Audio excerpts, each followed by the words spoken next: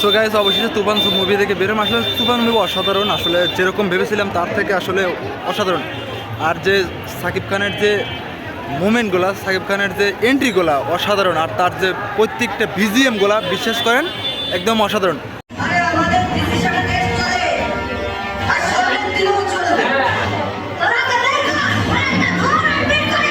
আর যে সাকিব খানের যে মুভমেন্টগুলো, সাকিব খানের যে এন্ট্রিগুলো অসাধারণ, আর তার যে প্রত্যেকটা বিজিএমগুলো বিশ্বাস করেন একদম অসাধারণ।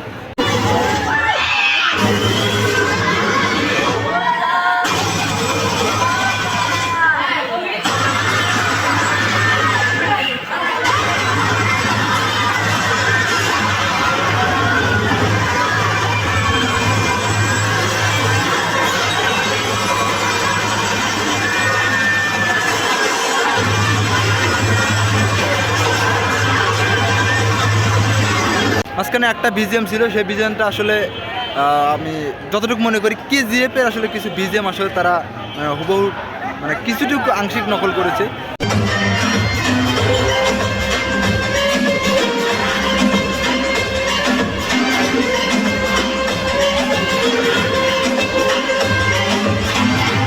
সেই সাথে আসলে মনে করেন যে সব মিল আসলে অসাধারণ।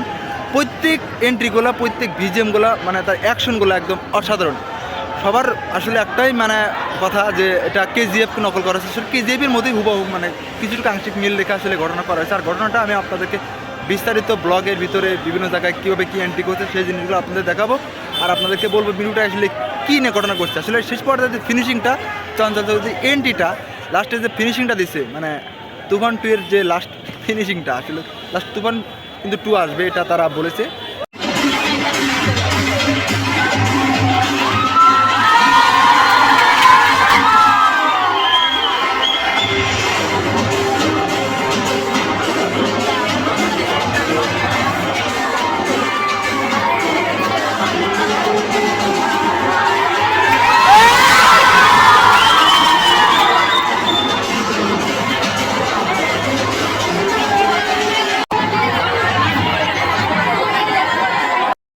রায়হান রাফি কিন্তু বলে দিয়েছে যে তুফান 2 কিন্তু বের হবে।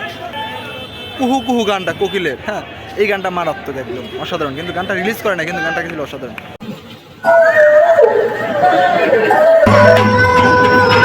She